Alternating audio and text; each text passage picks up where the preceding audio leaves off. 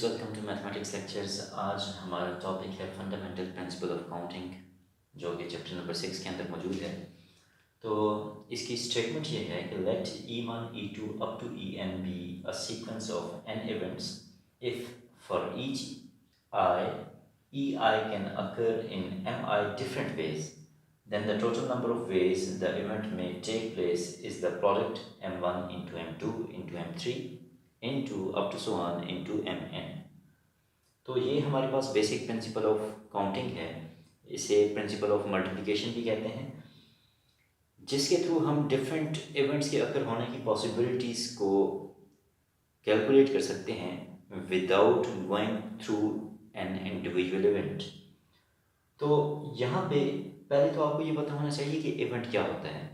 हम जब भी कोई एक्सपेरिमेंट करते हैं तो उसकी अगर वो एक्सपेरिमेंट रैंडम एक्सपेरिमेंट है, मींस हमें ये पता है कि जब ये एक्सपेरिमेंट हम करेंगे तो इस तरह की आउटकम्स आ सकती हैं।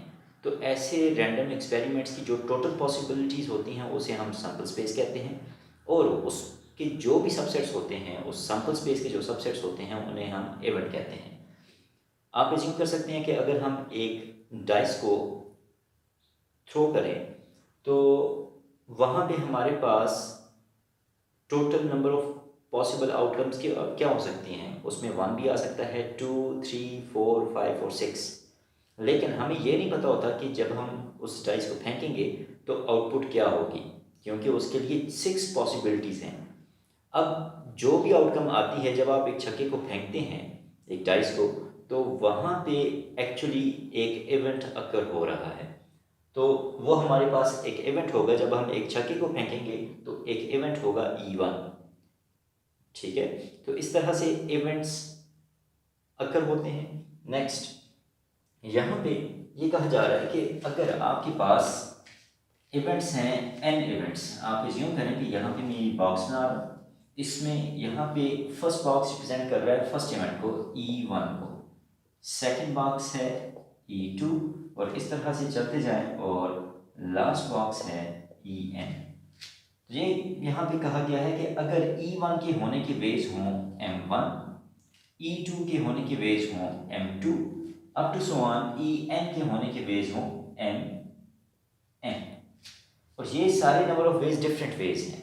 ठीक है, तो इस केस में इन सारे इवेंट्स के एज अ होल होने के कितने पॉसिबल वेज होंगे, तो वो होंगे M1 into M2 into M3 into up to so on into Mn। तो ये हमारे पास total number of possible outcomes होंगे। इसे हम एक एग्जांपल से देखते हैं कि आप एज्यूम करें हमारे पास ये दो डाइस हैं, इनमें से अगर मैं एक को इस तरह फेंकता हूँ तो इसमें हमारे पास कौन कौन सी पॉसिबिलिटी है। 1 भी आ सकता है, 2 भी आ सकता है, 3 भी आ सकता है, और 4 भी आ सकता है, 5, 6। अब अगर मैं इस को फेंकता हूँ तो एक्चुअली ये एक इवेंट अकर हुआ और वो E1 है। तो इसके होने के कितने वेज हैं, 6 वेज। तो यहाँ पे मैं इस तरह करता हूँ कि इस रूल को 2 इवेंट्स के लिए एक्सप्लेन करता हूँ। हमारा ये जो E, इसे मैं W कह देता हूँ, क्योंकि यहाँ पे मेरे पास ये जो डाइस है ये वाइट है। तो इसके होने के कितने वेज हैं, 6 वेज की। यहाँ पे 1 भी आ सकता है, 2 भी, 3, 4, 5 और 6। इसके अलावा हमारे पास ये दूसरा जो डाइस है रेड, इसे मैं जब फेंकूंगा तो ये एक इवेंट अकर होगा, और यहाँ पे आने के कितने वेज हैं, इसके भी 6 वेज हैं, क्योंकि यहाँ पे भी 1 है, 2 है, 3 है, 4 है, 5 है और 6 है। तो इसके होने के भी 6 वेज होंगे। ये तो मैंने इवेंट्स को इंडिविजुअली अकर किया, लेकिन फंडामेंटल प्रिंसिपल ऑफ काउंटिंग ये कहता है कि अगर मैं इन दोनों डाइसेस को साथ इस तरह फेंक के देखूं तो अब टोटल आउटकम्स कितनी होंगी, इसकी कितनी पॉसिबल वेज होंगे, तो वो होंगे 6 into 6 and which is equal to 36। अब कई स्टूडेंट्स ये समझते हैं कि इन दोनों के एज अ होल आने के कितने वेज होंगे, 6 + 6। वो गलत है। अब ऐसा क्यों है, इसे आप जरा देखें। तो अगर मैं इन आउटकम्स को यहाँ पे लिखना चाहूँ तो मैं इस तरह लिख सकता हूँ कि जो जो आउटकम्स यहाँ से आएंगी वो कौन कौन सी होंगी। इसमें अगर फर्स्ट वाइट वन से आपके पास आ रहा है 1, तो रेड वन से 1 आ सकता है। इसी तरह अगर वाइट पे 1 है तो रेड पे 2 आ सकता है। सिमिलरली वाइट पे अगर 1 है तो रेड पे 3 भी आ सकता है, 4 भी आ सकता है, 5 भी आ सकता है और 6 भी आ सकता है रेड पे। जब हमने वाइट को फिक्स किया तो उस पर 1 आया, तो हमारे पास रेड में आने की 6 पॉसिबिलिटीज और थी, तो ये हमारे पास टोटल पॉसिबिलिटीज होगी 6। इसी तरह अगर वाइट पे 2 आ जाए तो अगेन यही प्रोसेस रिपीट होगा कि रेड पे 1 आ जाए, सिमिलरली रेड पे 2 आ जाए, रेड पे 3 आ जाए, रेड पे 4 आ जाए, रेड पे 5 आ जाए और रेड पे 6 आ जाए। तो आपने देखा कि जब हमने वाइट पे 1 को फिक्स किया और 2 को फिक्स किया तो हमारे पास रेड की सारी पॉसिबिलिटीज मिला कि यहाँ पे हम 12 पॉसिबिलिटीज तक पहुंच चुके हैं। अब इसी तरह जब वाइट पे 3 होगा तो अगेन हमारे पास रेड पे 1 2 3 4 5 6 आ सकता है। जब वाइट पे 4 फिक्स होगा तो उस केस में हमारे पास रेड पे अगेन 6 पॉसिबिलिटीज बनती हैं। जब वाइट पे 5 होगा तो उस केस में अगेन हमारे पास 6 पॉसिबिलिटीज बनती हैं। और जब वाइट पे 6 आएगा तो उस केस में भी हमारे पास रेड पे 1 भी आ सकता है, 2 भी आ सकता है, 3 भी आ सकता है, 4 5 और लास्ट में क्या होगा कि हमारे पास वाइट पे भी 6 आए और रेड पे भी 6 आए। तो ये अगर टोटल पॉसिबिलिटीज को अगर आप लिख के चेक करें तो 1 के केस में भी जब वाइट पे 1 है तो उस केस में भी 6 पॉसिबिलिटीज, 2 के केस में भी 6 पॉसिबिलिटीज, 3 के केस में भी 6, 4 के केस में भी 6, 5 के केस में भी और 6 के केस में भी 6 पॉसिबिलिटीज। तो ये टोटल नंबर ऑफ पॉसिबिलिटीज कितनी बनती हैं? 36। तो ये हमें फंडामेंटल प्रिंसिपल ऑफ काउंटिंग बताता है। सिमिलरली अगर यहाँ पे हम डाइस एक और इंक्रीज कर दें तो इस केस में जब हम इन्हें साथ फेंकेंगे तो इनकी टोटल पॉसिबिलिटीज कितनी होंगी? 6 into 6 into 6 which is equal to 256। तो इस तरह से हम नंबर ऑफ पॉसिबिलिटीज को कैलकुलेट कर सकते हैं without going to each and individual outcome, और ये हमें फंडामेंटल प्रिंसिपल ऑफ काउंटिंग से पता चलता है। इसी तरह अगर आप कॉइन्स के केसेस को ले लें, आप जब कॉइन को टॉस करते हैं तो उस केस में आपके पास जो आउटकम आती है उसकी 2 पॉसिबिलिटीज होती हैं, या तो हेड होगा या टेल। तो ये उसकी पॉसिबिलिटीज हैं। अगर हमारे पास 2 कॉइन्स हों तो उस केस में क्या होगा कि मैं फर्स्ट कॉइन के लिए C1 कह देता हूं और सेकंड कॉइन के इवेंट को C2 कह देता हूं। तो फर्स्ट वन के होने के कितने वेज होंगे? या तो हेड आ सकता है या टेल, तो 2 वेज। सिमिलरली सेकंड कॉइन के होने के कितने वेज होंगे? इसके भी 2 वेज होंगे क्योंकि या तो हेड आ सकता है या टेल।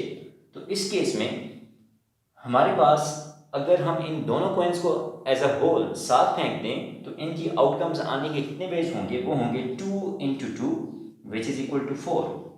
और ऐसा क्यों है? क्योंकि ऐसे भी हो सकता है जब आपने फर्स्ट कॉइन को फेंका तो उस पर हेड आ जाए और सेकंड कॉइन जो है उस पे भी हेड आ जाए, तो ये एक पॉसिबिलिटी है। अगर फर्स्ट वन पे हेड आ जाए और सेकंड वन पे टेल आ जाए, ये दूसरी पॉसिबिलिटी है। अगर फर्स्ट वन पे टेल आ जाए और सेकंड वन पे हेड आ जाए, ये तीसरी पॉसिबिलिटी है। और अगर फर्स्ट वन पे टेल आए और सेकंड वन पे भी टेल आ जाए तो ये हमारी फोर्थ पॉसिबिलिटी है। तो आपने देख लिया कि यहाँ से भी हमारे पास टोटल नंबर ऑफ आउटकम्स 4 ही आ रही है। तो इस तरह से आपने यहाँ पे देखा कि हमारे पास किस तरह फंडामेंटल प्रिंसिपल ऑफ काउंटिंग हमें डिफरेंट पॉसिबल आउटकम्स बताते हैं, और इसमें वो टोटल नंबर ऑफ आउटकम्स क्या होंगी? वो प्रोडक्ट होंगी इंडिविजुअल आउटकम्स की। आई होप आपको यहाँ से fundamental principle of counting clear हो गया होगा। अब इसे मैं एक छोटी सी एग्जांपल पे अप्लाई करता हूँ। आप एज्यूम करें कि हमारे पास डिजिट्स हैं 1 2 3 एंड 4, और मैं ये देखना चाहता हूँ कि इन नंबर से मैं कितने 2 डिजिट नंबर्स बना सकता हूँ। तो 2 डिजिट नंबर बनाने के लिए आपको पता है 2 डिजिट नंबर जिस तरह 23 75 ये 2 डिजिट नंबर्स हैं। तो इनके लिए एक तो इसका यूनिट प्लेस है और दूसरी इसकी टेंस की प्लेस है। हमने इन 2 प्लेसेस को फिल करना है। फर्स्ट अगर मैं इसे फिल करता हूँ तो इसे फिल करने के कितने वेज होंगे? एक्चुअली मैं अब एक इवेंट यहाँ पे अकर कर रहा हूँ और उसके होने के वेज हमारे पास कितने होंगे? यहाँ पे मैं 1 भी रख सकता हूँ, 2 भी, 3 भी और 4 भी। तो इसके होने के टोटल वेज मेरे पास 4 है। यहाँ पे चूंकि हमने ये रिस्ट्रिक्शन नहीं लगाई कि रिपीटिशन अलाउड है या नहीं, तो हम एज्यूम करते हैं कि रिपीटिशन अलाउड है। मीन्स यहाँ पे 2 डिजिट नंबर 11 भी हो सकता है, 22 भी हो सकता है, 33 भी हो सकता है, 44 भी हो सकता है। तो फर्स्ट इवेंट को फिल करने के वेज हैं 4, सेकंड इवेंट जो यूनिट वाली प्लेस है इसे फिल करने के वेज कितने हैं? वो भी 4 हैं, क्योंकि यहाँ पे भी हम 1 भी लिख सकते हैं, 2 भी, 3 भी और 4 भी। तो इसलिए यहाँ पे एज अ होल इसे फिल करने के कितने वेज होंगे? वो होंगे 4 into 4 which is equal to 16। तो ये फंडामेंटल प्रिंसिपल ऑफ काउंटिंग ने हमें बता दिया कि 1, 2, 3 और 4 इन 4 डिजिट्स को यूज करते हुए हम total number of 2 digit numbers कितने बना सकते हैं? 4 into 4 equal to 16। तो इस तरह से आप इन्हें डिफरेंट प्रॉब्लम्स के ऊपर अप्लाई करके अपने रिजल्ट्स को कैलकुलेट कर सकते हैं। अब देखिए हमने यहाँ पे कोई भी 2 डिजिट नंबर यहाँ से इंडिविजुअली कैलकुलेट नहीं किया, बल्कि हमने आउटकम्स बता दिए। अगर आप इन्हें कैलकुलेट करें तो आपको पता चल जाएगा कि ये टोटल 16 ही बनती हैं। यहाँ पे बल्कि मैं आपको ये क्लियर कर देता हूँ कि अगर मैं फर्स्ट 1 को फिक्स कर दूँ तो यहाँ पे मैं 1 भी लिख सकता हूँ, 1, 2 भी लिख सकता हूँ, 1, 3, 1, 4। तो ये मेरे पास 4 पॉसिबिलिटीज आ गई। इसी तरह अगर मैं टेंस की प्लेस पे 2 लिखूँ, नेक्स्ट आगे 1, 2, 2, 2, 3, 2, 4, ये हमारे पास पॉसिबिलिटीज आ गई। इसी तरह अगर मैं फर्स्ट प्लेस पे मीन्स टेंस की प्लेस पे 3 रखूं और आगे 1, फिर 3, 2, 3, 3, 3, 4, तो ये हमारे पास 4 पॉसिबिलिटीज। फिर नेक्स्ट 4, 1, 4, 2, 4, 3 एंड 4, 4, ये हमारे पास नेक्स्ट 4 पॉसिबिलिटीज। तो आप देख सकते हैं काउंट करें तो ये टोटल 16 ही बनती हैं। अगर आपको इस प्रिंसिपल में कोई कंफ्यूजन हो तो आप उसे कमेंट्स में पूछ सकते हैं। Thank you.